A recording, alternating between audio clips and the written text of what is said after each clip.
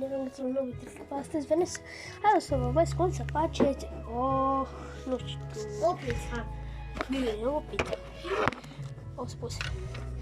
S-a făcut o pizza, dar am uitat să dau drumul să se vadă, se vede bine, sper, pe cameră și o să facem încă una. Care e folosit-o? Un pic mai jos. Care e folosit-o? Se vede bine? Asta marc. Nu știu. Ce? Pentru aluat? Nu, pentru coajă. Pentru coajă, portocaliu și galben. Ăștia două le-am folosit. Bă, nu cartea eu. Atunci ai nevoie doar de galben. Și dați o textură așa încet, așa. Faceți și cealaltă parte, aceeași chestie. Faceți așa, mai așa, ca să semne cu o coajă. Așa, cum le face? Voi, dacă nu mai este bine.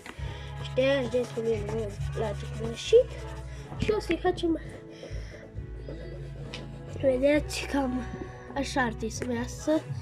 Nu se vede destul de bine. După credeți că e gata, luați și îngroșați. Luați așa. După galben mare. Și îngroșați.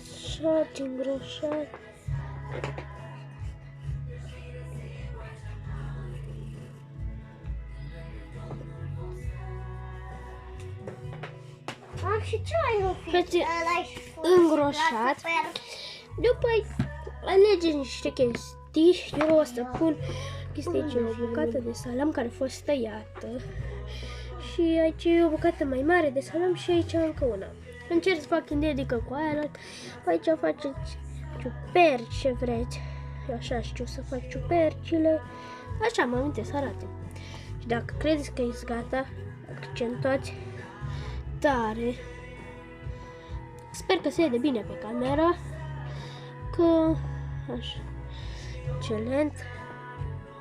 Și mai faceți 2-3 ciuperci. Și aici o să arătăm pizza lui Elisa. Scrieți notă în comentarii. Scrieți ce notă îi dați. Repede. Scrieți în comentarii ce notă îi dați. Și dați o notă de la 5 la 10. Că e mică, are 4 ani. Și aici facem o altă bucată de ciupercă. Și după, lăsați creionul ăsta, luați culori. De exemplu ăsta, nu? Noi ai nevoie de Elisa, roșii la tine. Roșu pentru sos. Și nu știu, voi mâncați pizza cu sos, eu da. Faceți trasați niște linii, așa pe unde vreți să fie sosul. Trasați niște linii, așa. Și peste. Să că vreți voi să credeți că este sos. Și se plâng.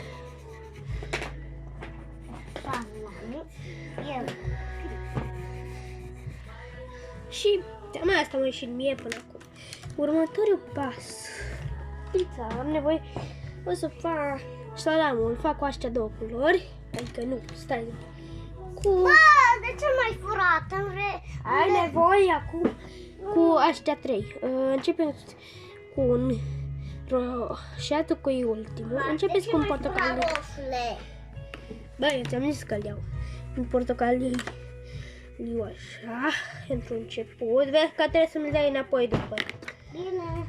După un gălbenișor, așa ușor.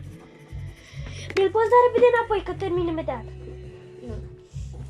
Acum așteptăm după Elisa. Aici ne pierdem mare parte de timp. Între timp mai putem face niște detalii la ciuperci. Ca părțile alea. Că știți că unele au niște părți pe aici mai negre, de ele le face în alte. Și cam așa. Dacă nu vi-l dă și mai... Gata. Veți răbdare, faceți coaja. Hai, mă. Care trebuie să fie mult mai intensă. Dar ce roșu? Și acum luăm roșule și facem ultimul detaliu. Da? Și cam așa arată. Deci foarte gros, trebuie să fie sosul. ca să te faci un roșu pe aici, roșiatic. Da, și aici. Ce? Piciorul.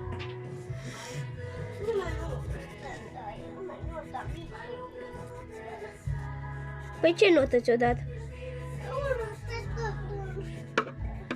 Și încă... Cât ți-o dat? Nota mică. Zi-o, ha? 11. Nota mică. E mare.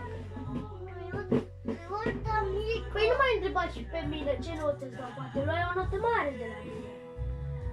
Nu vreau să te fac numai pentru mami. Dar fă pentru mine, că de la mine primești notă mai mare. Nu vreau să. Păi tu își pierzi. De menționat, trebuie să fie ascuțit. Doar să... Eu vreau altă foaie de colei. Nu pentru mami. Pentru cine? Pentru tati și pentru...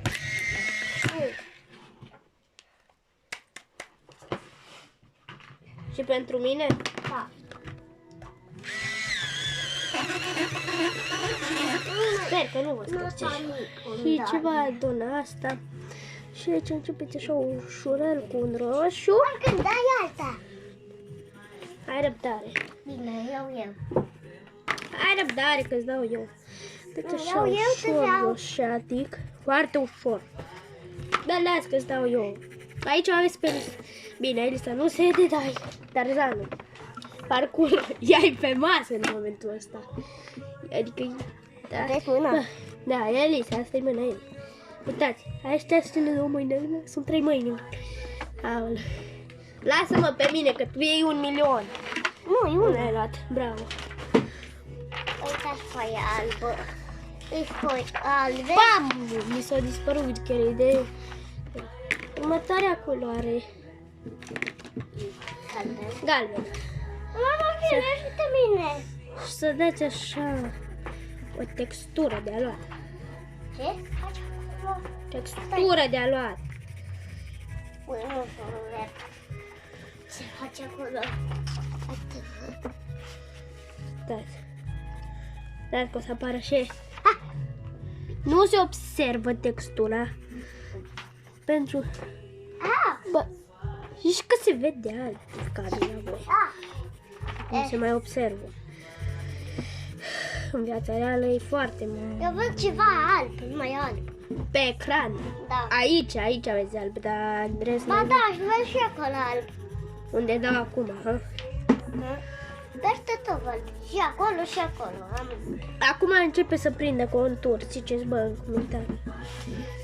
Până o să ziceți minutul care... Tutorial, bă. Și ce ziceți? Ieșirea finală.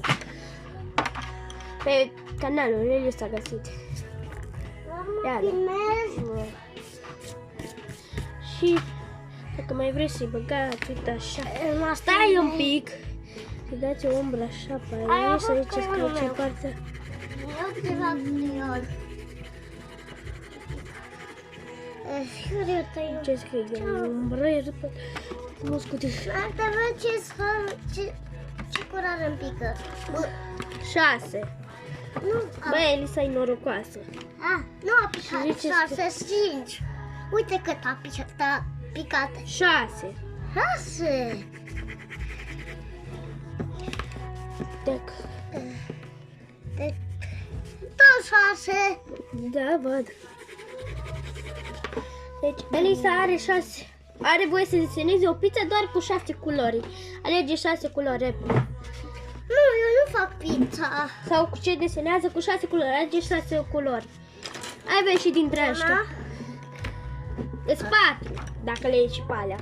Deci 4, mai ai voie 2. Mai ai voie 2. Nu, mai ia, repede mai dăm. Deci, iar... Deci, ai voie 12 culori să iei. 5, ia. Nu, 12 culori ai voie. Nu, mai Ai 4. iarăși asta. Băi. Cât? Ce Astea, mai breve. așa cu degete, cu șervețelul. Uite, Ba, uite-te, Marc! Uite-te ce-a picat! Uite, Marc! Mai încă. băi, Elisa e norocoasă. Uitați-ai! Uite, Hai, mamă, dar nu imediat. prea se observă extraordinarul. Umbrele, dar... Asta m-a picat. Asta m-a picat și jos. Băi, da mie că acesta. tu nu știi să-ți pui un degicandă. Asta e o picat. Cică. Dăm și noi să vedem dacă avem norocul, zice. Stai că nu...